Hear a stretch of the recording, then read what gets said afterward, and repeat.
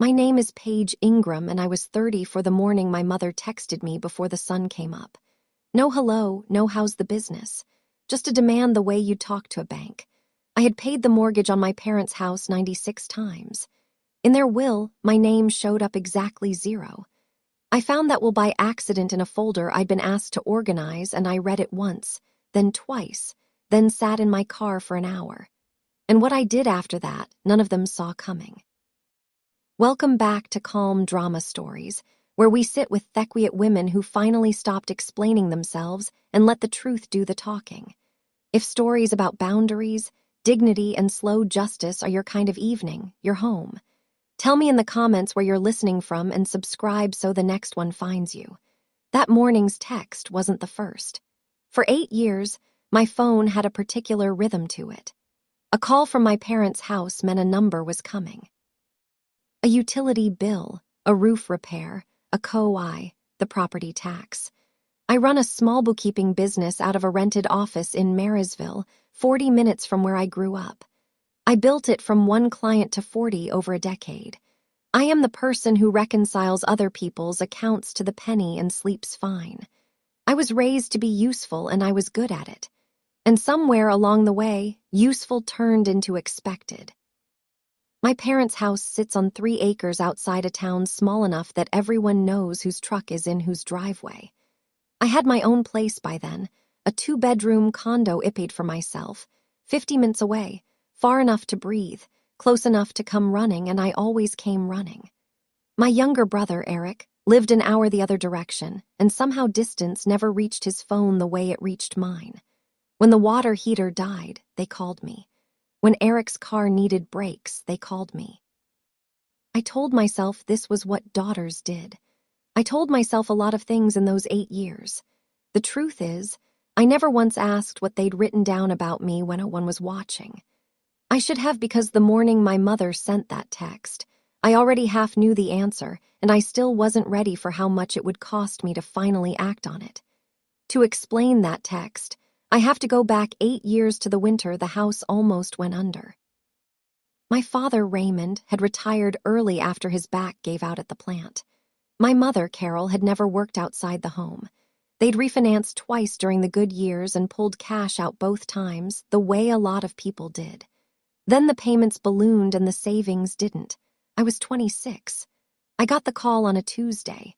The bank had sent a letter with the word foreclosure in it, and my mother read it to me over the phone, like a recipe she didn't understand.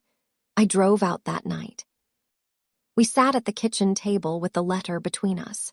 The only way to save the house was to refinance again, and the bank would not lend to 2 retirees with no income and a credit score in the basement. They needed Somion with a steady business and clean credit. They needed me. So I signed. But the closing attorney wouldn't let me put my savings and my credit on the line for nothing, the way he said too many adult children do. He structured it the way these deals have to be structured if they're going to protect the person taking the risk. My parents signed a fresh deed that afternoon, granting me the larger share of the house in exchange for the cash I brought to clear the R's and the loan I was taking on in my own name. I walked out the primary borrower and the majority owner of record on the same day, the percentages written in plain numbers right there on the deed. My father called it just paperwork. My mother called it a blessing. I called it keeping a roof over my parents. I kept the closing folder in a fireproof box because I keep folders. That's the kind of woman I am. It would matter more than any of us understood at that table. After that night, the payment was mine every month, the first of the month, on auto pay from my business account, $1,140 like dollars clockwork for 8 years. I added the property tax when it came due. I covered the new furnace in year 3 and the roof in year 6. None of it was a secret. I wasn't sneaking money into envelopes. I'd hand my mother the receipts and she'd pat my hand and call me a good girl. Meanwhile, my brother Eric was the subject of every dinner. Eric was sensitive. Eric was finding himself. Eric had quit his 4th job that year, and my father said the boy just hadn't met the right opportunity. When Eric needed help with rent, my parents asked me and I sent it. And somehow that became a loan I'd made my parents instead of a gift I'd made him. I noticed the pattern. I'm an accountant. Noticing patterns is the whole job. I'd raise it gently at the holidays. Maybe Eric could chip in. Maybe we could split things. My mother would get a wounded look and change the subject to the casserole. My father would say, "Families don't nickel and dime each other." I let it go every time because the alternative was a fight, and because the loan had my name on it, and walking away met my credit and their home. So I stayed the reliable one. I told myself reliable was a compliment. It took me 8 years to learn it was a job description, and that I was the only one who'd never been told the salary. The spring, my father had his heart attack. Everything tightened. It happened on a Sunday in the garden with a tomato cage in his hands. My mother called me before she called thembulance, which tells you something about the order of things in that house. I drove the 50 minutes in 38. He pulled through a stent. 4 days in the hospital, a stack of discharge papers nobody in that house would ever read. So I read them. I always read them. I set up his medications in a weekly organizer. I called the cardiologist's office and learned the difference between a beta blocker and a blood thinner. And because a brush with death makes people want their affairs in order, my parents decided it was time to do their will properly with a real lawyer in town, instead of a form off the internet. My mother handed me a grocery bag full of documents and asked me to sort and file them because I was the one who was good at that. I sat at my kitchen table that night with a glass of wine and her grocery bag bank statements, insurance cards, the deed I already knew by heart. And at the bottom, in a fresh manila envelope with the lawyer's return address, a document I had never been shown. The flap wasn't even sealed. I told myself not to read it. Then I read it anyway because I am the kind of woman who reads what's in front of her, and I had never once been sorry about that until that night. It was their last will and testament signed and witnessed barely 2 weeks after my father came home from the hospital. I read it the way I read a balance sheet line by line looking for my own name. It wasn't there. The house, the 3 acres, the truck, the savings account I'd helped rebuild, my mother's jewelry, every last thing they owned Tobe inherited in full by their son, Eric Ingram. There was one sentence about me. It said their daughter had been provided for during their lifetime and therefore would not share in the estate. Provided for. I'd made 96 mortgage payments and they'd made 1 sentence. And the sentence was about how I'd already gotten enough. I read it again to be sure I hadn't misread. Accountant's double check. I hadn't misread. The will had been drawn up while I was setting up his pill organizer and arguing with his pharmacy over a prior authorization. The same month, I'd covered a $4,000 special assessment so the house wouldn't get a lien. I didn't cry. I want to be honest about that because I think people expect the daughter to cry and I didn't. I sat very still and felt something reorganize itself inside me, quiet and final. The way a column of numbers reorganizes when you finally find the error you've been hunting for an hour. I put the will back in its envelope. I filed it neatly, the way I'd been asked, and I poured the rest of the wine down the sink because I wanted to remember this with a clear head. I went to Sunday dinner the next week and said nothing about the will. I wanted to understand at first the way you want to understand a number before you act on it. My mother made pot roast. Eric was there and his girlfriend Brittany, who'd recently become a fiancé, and then very quickly something more permanent. The talk turned, as it always did, to the future of the house. Eric said he and Brittany were thinking of moving in to help out now that Dad's health was a concern. My mother lit up. My father carving the roast said it made sense to keep the place in the family for the next generation. I asked as evenly as I could what he meant by family. He didn't even look up from the meat. He said, "The home goes to the son. That's how it's always been done." He said it the way you'd state the weather. My mother nodded along and reached for the gravy. Eric smiled Athai's plate like a man who'd just been handed a deed. Nobody in that kitchen knew I'd read the will. Nobody thought they had to explain it to me because in their version of the story, I was the bank. And you don't explain the will to the bank. I passed the potatoes. I asked about my father's next cardiology appointment. I drove the 50 minutes back to my own house with both hands on the wheel and that one sentence on a loop the whole way. The home goes to the son. I had paid for that home for 8 years, and apparently I had been paying to give it away. That night I sat in my own living room in a house I'd paid for with my own name, and I made a decision the way I make every important decision with a spreadsheet open. I listed 8 years of payments. The mortgage, the taxes, the furnace, the roof, the assessment, Eric's rent that had quietly become mine. The total had 6 figures in it. Then I listed what I'd been promised in return. And that column was empty because there had never been a promise, only an assumption. And I was the one who'd made it. I'm not a dramatic person. I wasn't going to make a speech or send a letter or stand in the kitchen and tell my parents how they'd hurt me. They'd only hear ingratitude, and I'd only sound like the bank refusing a loan. So I did the one thing a quiet woman with clean credit can do that lands harder than any speech. I opened my banking app.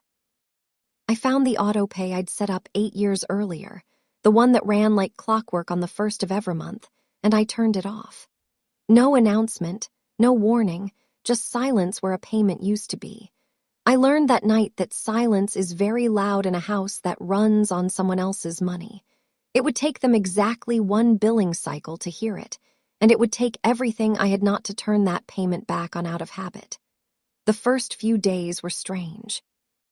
My thumb hovered over that app more than once. 8 years of habit doesn't switch off as cleanly as the autopipe did, but I left it off. I went to work. I reconciled my clients' books and ate lunch at my desk and called my father to check on his blood pressure the way I always did and said nothing about money. The mortgage was due on the 1st. The 1st came and went. On the 4th, the lender's app sent me a notice addressed to me because the loan was mine, that the payment was past due. I read it twice and set the phone face down. There is a particular discipline to doing nothing on purpose, and I had spent my whole life practicing the opposite. Me instinct screamed to fix it. Fixing things was who I was. I made a cup of coffee instead and let the notice sit. I told myself a true thing over and over until it stopped shaking in my hands. This was not an emergency I had created. It was a bill that had finally been sent to the right person. By the 8th, when the 2nd notice came, I still hadn't heard a word from my parents. Either they hadn't noticed or they were waiting for me to notice for them. I knew which one it was. I'd been the one who noticed for that family for 34 years. The quiet on their end wasn't peace. It was a fuse, and somewhere out at that house it had just been lit. My mother called on the 11th. No, hello, the way it would go a month later by text. She said the bank had phoned the house about a late payment, and there must be some mistake with my account. I said there was no mistake. I said I'd stop the auto pay. The pause on the line was the longest I'd ever heard from her. Then the tears came right on schedule, the way they always did when a conversation started going somewhere she didn't like. She said she didn't understand. She said we were a family and family takes care of family. She said I'd always been her dependable one and she didn't know what had gotten into me. I asked her gently whether dads will took care of family, too. Another pause. She recovered fast. She said the will was Dad's business and had nothing to do with the mortgage, and besides, you didn't keep score with your own parents. She said it like a closing argument. Family doesn't keep a ledger. I almost laughed because keeping ledgers is literally how I feed myself, and because for 8 years I'd been the only one in that family who hadn't kept one. I just paid. I didn't argue. Arguing was her sport, not mine. I told her I loved her and that we'd talk soon, and I hung up before the conversation could turn into the thing she was good at and I wasn't. She called back twice that night. I let it go to voicemail. Then wrote down the date because some habits are worth keeping. Eric got involved on day 12, which was fast for him. He texted first, then called when I didn't jump. His voice had the lazy confidence of a man who'd never once worried about a number. He said, "Mom was a wreck." And what was my problem? And did I know how stressful this was for Dad's heart? I noticed he led with Dad's heart the way you'd lead with your strongest card. I said I was well aware of Dad's heart, having read every discharge paper and filled every prescription. He let that go. Then he told me something he clearly believed made him the bigger person. He said he understood I'd been sending money, but money wasn't everything. He said he was the one who actually showed up, who called Mom, who sat with Dad, who gave them his time while I just transferred funds from a safe distance. He said it like it settled the matter. I sat with that for a second. I thought about who'd driven 50 minutes in 38 when Dad collapsed in the garden. I thought about who set up the pill organizer and who learned what a beta blocker was. But I didn't say any of it because Eric had already decided the story. And you can't reconcile an account with someone who refuses to open the book. I just asked him one question. I asked if money wasn't everything, whether he'd like to start covering the mortgage on the house he was about to inherit. The line went quiet. Then he laughed like I'd made a joke and said we'd talk when I stopped being so dramatic. I hadn't raised my voice once. Brittany came at it from a different angle, which is how I learned she was the practical one. Months earlier, before any of this started, she'd added me as a collaborator on a shared board in one of those renovation apps, the kind where you pin photos of kitchens you can't afford yet. I'd assumed at the time it was a friendly gesture, maybe a soft hint that I'd be the one helping pay for whatever she dreamed up. She never took me off it. Saw the app still pinged my phone every time she added something. Her board was titled The Farmhouse. I clicked it before I could stop myself. 41 photos, white cabinets, a farmhouse sink, a wall knocked out between the kitchen and the den. It was my parents' den. She'd already started measuring rooms that sat inside a deed with my name on it. That was the moment the abstract became concrete for me. The way a budget becomes real the first time a check bounces. They weren't just planning to inherit the house someday. They were planning to remodel it now on the assumption that the payments would keep arriving from me invisibly, the way water arrives when you turn the tap.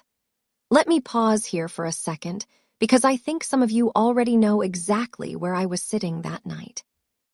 If you've ever been the one everyone counts on, but never the one anyone counts in, the one who keeps the lights on and gets left off the guest list, you know the particular cold that settled into my chest looking at that folder. Stay with me. Subscribe so we finish this together, because I promise you the table is about to turn, and I want you in the room when it does. I closed the app. I didn't leave the board. I wanted to see what the farmhouse did next. By the third week, my mother had taken the story public the way small towns do it. It started with phone calls. My Aunt Lorraine called to tell me I was breaking my mother's heart. A cousin I hadn't spoken to in years texted to say she'd heard I'd cut my sick father off. And how could I? I didn't know what version they'd been told until my mother posted it herself in the town's community group, the one with 4,000 members where people sell hay and report lost dogs. She wrote a soft, devastating little paragraph about getting older, about how you raise your children and pray they'll be there, and how the hardest thing about aging is learning which ones really love you. She didn't use my name. She didn't have to. The comments filled with prayer hands and offers of casseroles, and one woman wrote that kids these days have no loyalty. My phone buzzed all afternoon with people checking on my poor parents. Not one of them checked on me. I read every comment, calm as I held breath, and I understood the shape of what she'd done. She turned a bookkeeping decision into a morality play and cast me as the cold daughter who abandoned her family over money. It was good work. I'll give her that. My cousin Dana was the only one who called to ask my side. She listened to all of it. The 8 years, the will, the board named the farmhouse. Then she said something I wrote down. She said, "You're not the villain here. You just stopped paying for a part you were already playing. The thing that changed everything wasn't the Facebook post. It was a mistake. On a Thursday night, somebody added me to a group text by accident. Probably Brittany fumbling contacts while she set up a thread to coordinate the campaign against me. The thread was called Mom and Dad House. It had 4 people in it: my mother, my father, Eric, and Brittany. And then for about 90 seconds before anyone noticed me, I scrolled up 40 ohm messages. I read them the way you read a confession. Brittany had written that the contractor could start in spring if the financing held. My mother had written that I'd come around, that I always came around, that I just needed to feel guilty enough. Eric had written a laughing emoji and the words "she'll fold by Christmas." She can't help herself. And my father, who'd had a stent put in High's chest while I learned his medications, had written the line that finished something in me. He wrote, "Once the house is Eric's, this stops being her problem anyway." They had a word for me in that thread, and it wasn't daughter. It was a noun you'd find on a bank statement. I took a screenshot of all of it, every message, because I keep records and because a woman who's about to be called needs receipts. Then somebody noticed the extra name. The typing dots appeared and vanished. Eric removed me from the group without a word, but I had it. I had it in my own hand, and for the first time in 8 years, I stopped feeling like the problem and started feeling like the person holding the answer. That screenshot sent me to the fireproof box. I hadn't opened it in years because I didn't need to. I knew what I'd signed. But knowing a thing and looking at it are different. And that night, I needed to look. I pulled the closing folder, the one I'd kept since I was 26, and spread it across my kitchen table under the good light, the note from the lender, the settlement statement, and the deed. I read it slowly, the way I'd read the will, except this time I was looking for my name, and it was right there at the top. Not as a guarantor, not as a cosigner doing my parents a favor. As an owner. The refinance 8 years ago hadn't just put my name on the loan. It had put me on the title as a tenant in common, and because I'd brought the cash that saved the house, I held the larger share. The document spelled out the percentages in plain numbers. I sat back in my chair. My father's will left everything to Eric, but a will can only give away what you actually own. And the house my father had just promised to his son, the house Brittany was measuring for a farmhouse sink, was on paper mostly mine, had been for 8 years. They'd been planning to gift my brother a home that I legally co-owned, and they'd written me out of an estate that, where the house was concerned, was never fully theirs to write. I didn't feel triumphant. I felt something colder and steadier. I felt like an accountant who'd finally found the error. Now I just had to decide what to do with it. I didn't trust myself to read a legal document and act on it alone. People make that mistake and lose everything. So I called a woman I'd kept books for, a real estate attorney named Gwen Howerin, who ran a 2-person firm above the hardware store. I brought her the deed, the settlement statement, and 8 years of mortgage records. She read them with her glasses pushed up on her head and made a small sound, the kind professionals make when the facts are cleaner than they expected. She told me carefully that she'd want to confirm the exact percentages and pull the recorded title, but as the documents read, I was the majority owner of record and the primary borrower. She told me a will only passes what a person owns at death, so my father could leave Eric his share, but not mine. Then she told me the part that mattered most, the part I'd have suspected and needed a professional to say out loud. My parents could not sell the house, refinance it, or remodel it in any way that touched the structure without my written consent, because you cannot do those things to a property without every owner signing. I asked her what my options were. She listed them like a menu. No drama, just law. I could force a sale and take my share. I could buy out their portion at fair value, or I could simply keep being the owner I'd always been and let the people in the farmhouse board discover the house wasn't theirs to give. I thanked her and paid her invoice that same day because I'm not a hypocrite about bills. Then I went home to wait. It was a month almost to the day after I'd turned off the autopay. 4 weeks of voicemails, casseroles for my parents, prayer hands in the town group, and a contractor holding a spring start date. 4 weeks of me saying nothing and owning everything. Then at 6:12 on a Tuesday morning, before I'd even started the coffee, my mother sent the text I'll remember for the rest of my life. No hello, no how's the business, no how are you, sweetheart, after all these years. Just a flat little demand and a punctuation mark sharp as a slammed door. The mortgage is due. I stood at my own kitchen counter in my own paid-for house and looked at that text for a long time. I thought about 96 payments. I thought about the will and the one sentence that said I'd been provided for. I thought about the thread where I'd become a noun on a bank statement and my father had written that soon I'd stop being his problem. And then I did the thing this whole story is built around. I simply replied. I didn't write a paragraph. I didn't list the 8 years. I didn't mention the deed because I was saving that for a room with witnesses in it. I wrote one calm line and pressed send. Everything goes to Eric. So does the mortgage. Then I turned my phone face down, poured my coffee, and drank it while it was still hot, which I hadn't managed to do in years. I had never sent anything that landed that hard. My phone, face down on the counter, started to buzz before I finished the coffee. I let it. When I finally turned it over, there were 9 missed calls and a wall of text. My mother, all caps in places, asking how I could be so cruel. Eric telling me I'd given Dad chest pains and he hoped I was happy. Brittany, who I'd never once had a real conversation with, informing me that I was tearing this family apart over a grudge. The word grudge did a lot of work that morning. They'd taken a sentence about a will and turned it back into the story they liked best, the one where I was cold and they were wronged. My Aunt Lorraine left a voicemail saying she'd never been so disappointed in a niece. The town group lit up again. My mother had apparently posted that her own health was failing under the stress, which was a new and creative addition. I read all of it, calm as a balanced ledger. Here's the thing they never understood about me. I wasn't doing this in a rage.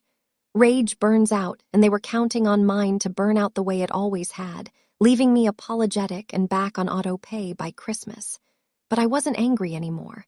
I'd moved past angry into something they had no defense against. I was certain. And a certain woman with a deed in her fireproof box is a great deal more dangerous than an angry one. I texted my mother back one more time that day. I wrote that we should all sit down together. Then Eicheled Gwen and told her I was ready. My father called me himself that evening, which he almost never did. His voice was rougher than I remembered, and I could hear the television going in the background.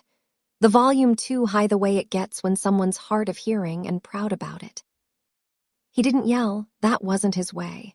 He started by asking about my business, which startled me because he hadn't asked in years. Then he got to it. He said he didn't understand why I was doing this to them. He said, "A man works his whole life and all he wants is to leave something behind to know his name carries on." He said it the way he believed it. And for one strange moment, I felt the pull of it, the old farm logic.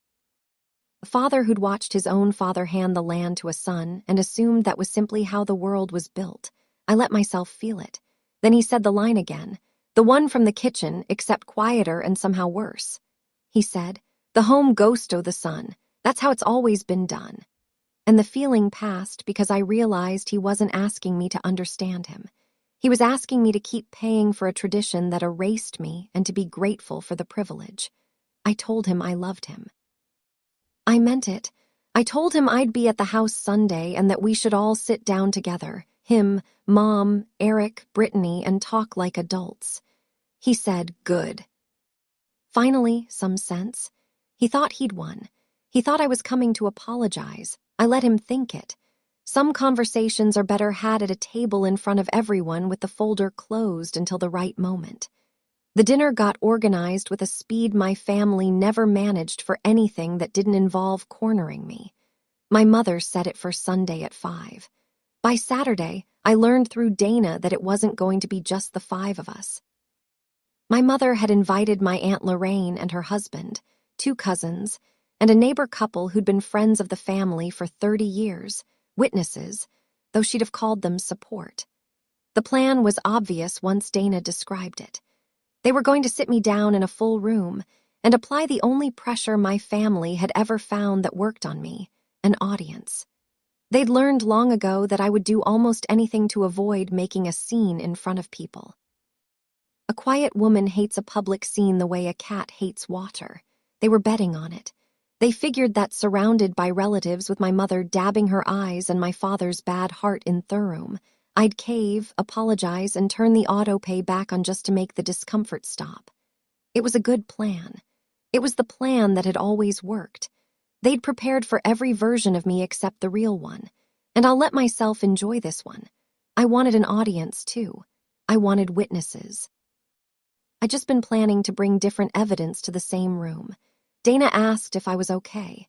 I told her to come Sunday and sit near the back. I told her to bring her phone charged. She asked why. I said because Sesht want to remember this one accurately, and the town group was going to need a correction.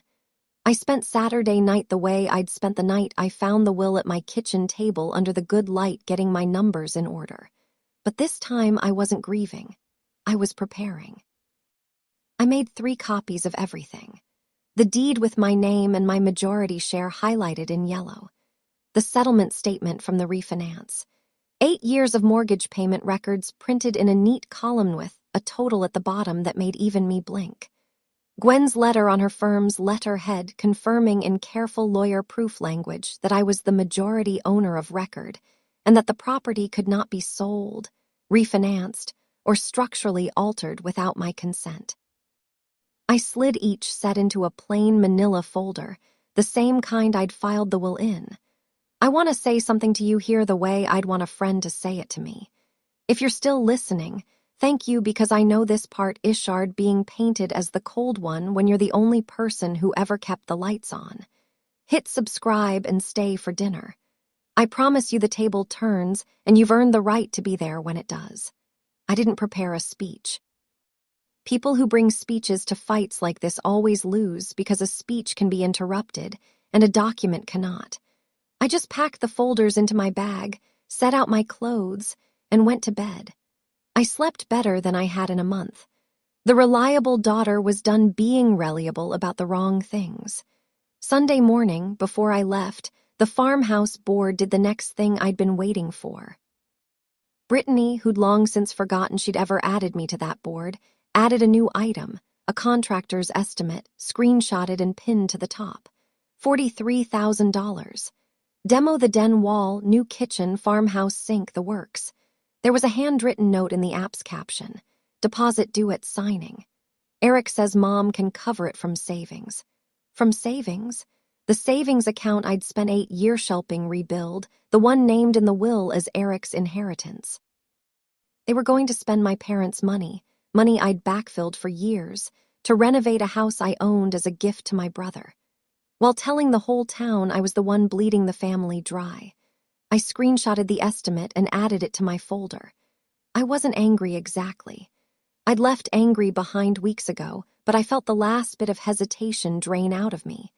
The small voice that had still been whispering, maybe you're overreacting, maybe just turn the payment back on.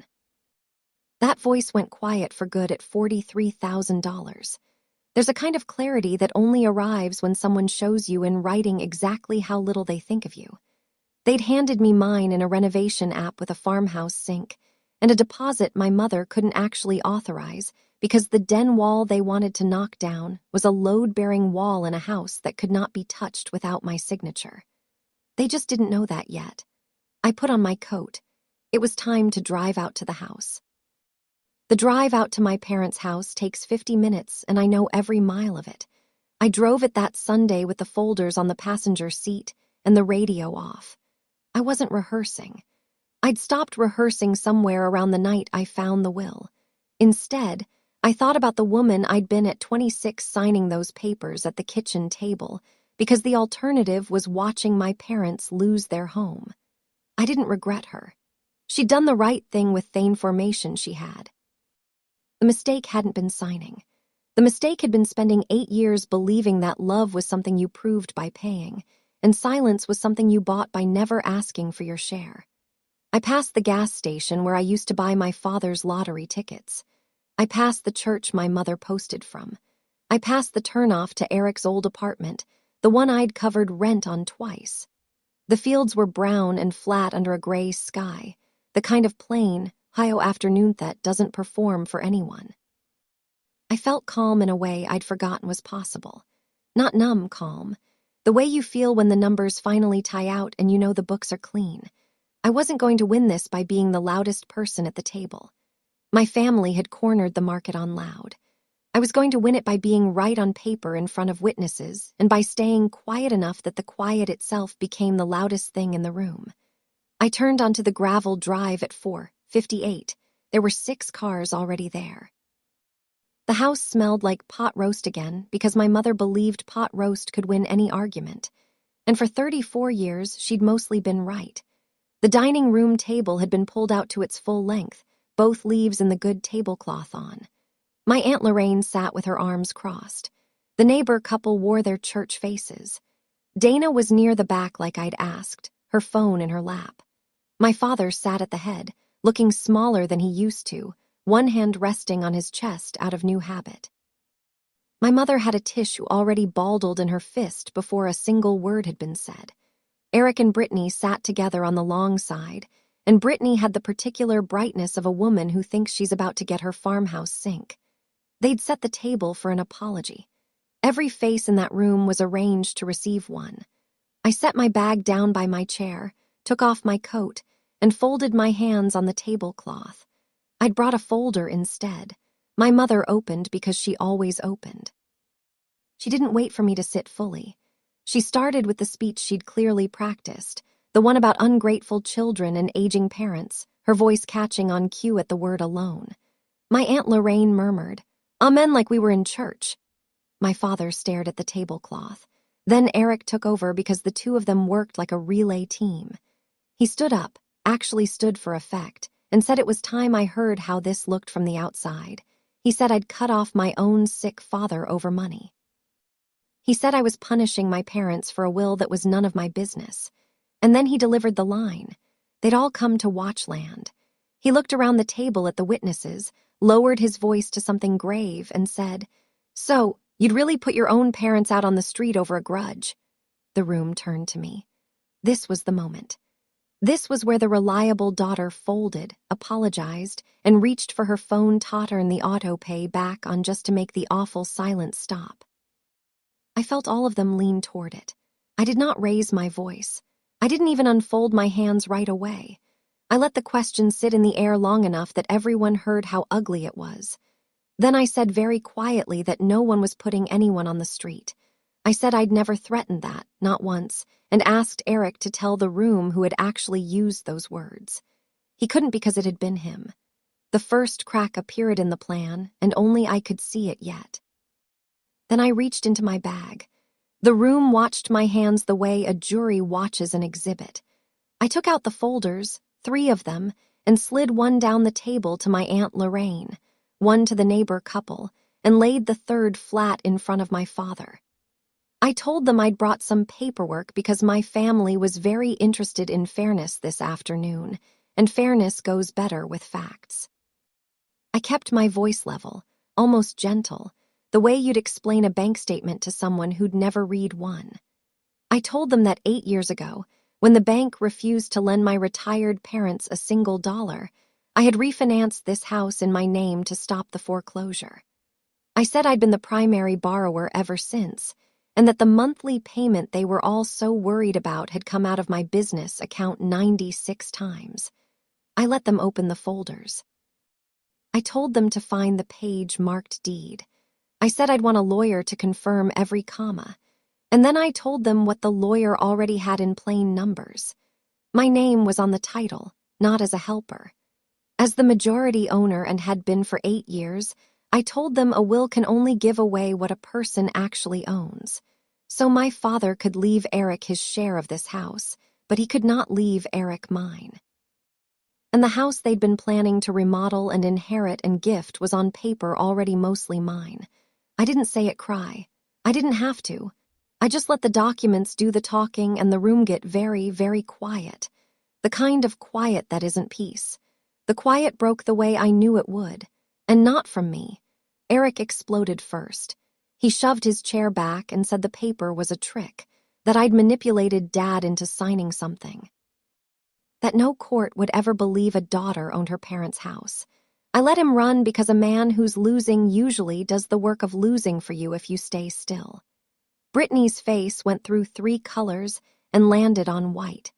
She just watched her farmhouse sink swirl down a drain she didn't understand. My mother turned on the tears full force and said I'd tricked them. I'd taken advantage after everything they'd done. My Aunt Lorraine, to her credit, was actually reading the folder and her amen had gone silent. The neighbor husband, a retired insurance man, looked up from the deed and said quietly, "Carol, this is recorded. It's real." That landed harder than anything I'd said because it came from one of her own witnesses. And through all of it, my father didn't say a word. He had opened his folder. He was looking at the deed with his name and my name on it. And his hand had come off his chest and gone flat on the table. And his face had done something I'd never seen it do. It had gone from certain to afraid.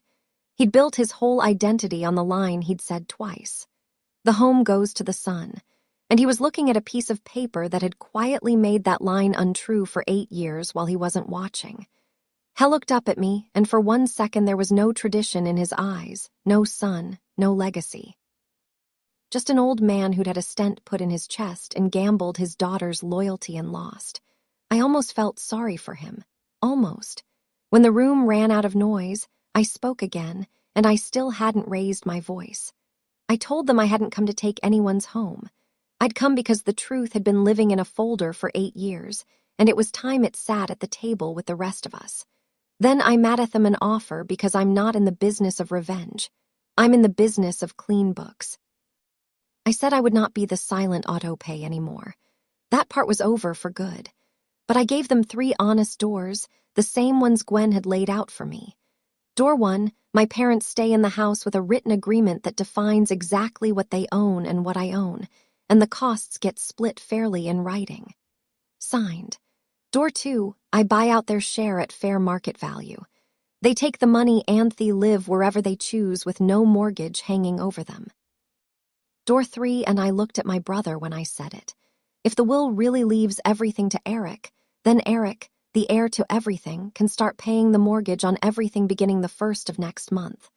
The choice was theirs. I'd put it in writing either way.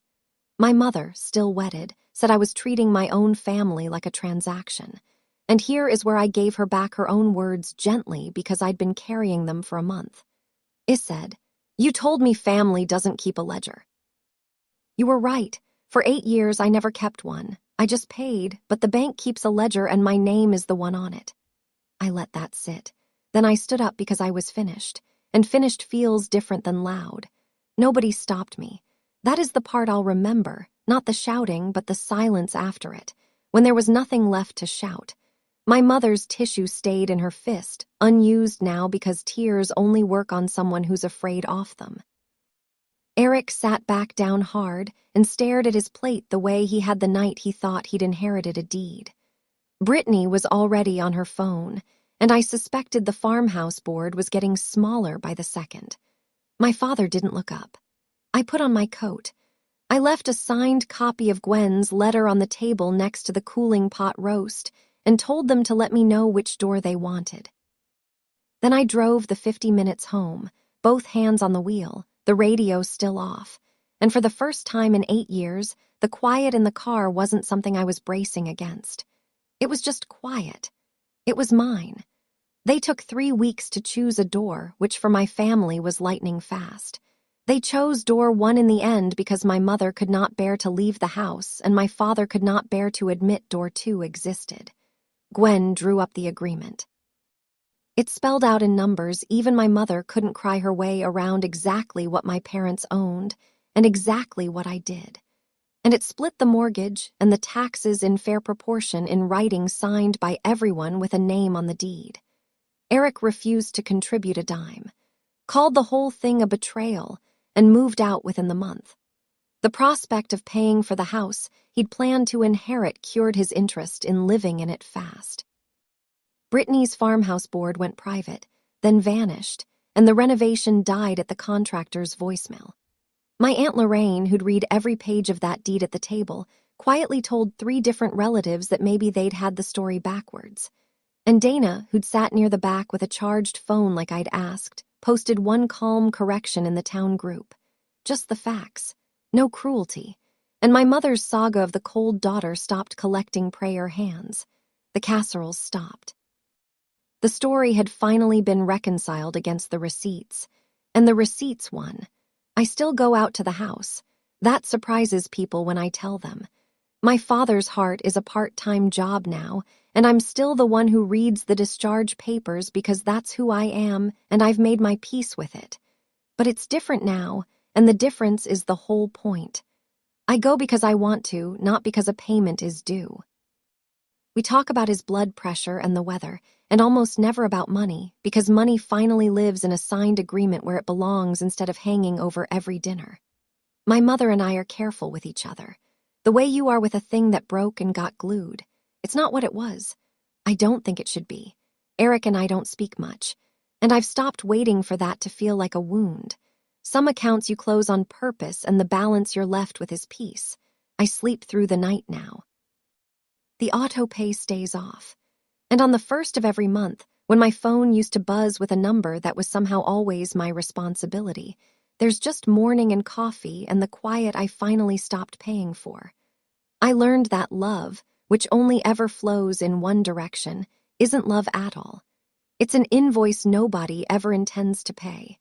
And you are allowed at any age in front of any audience to stop signing your name to it. That's my story. 8 years, 96 payments, and one deed they forgot was real.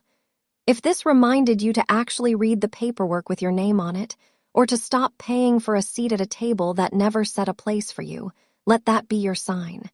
Do it this week. Share this with someone who needs to hear it. Drop a comment, hit subscribe, and I'll see you in the next one.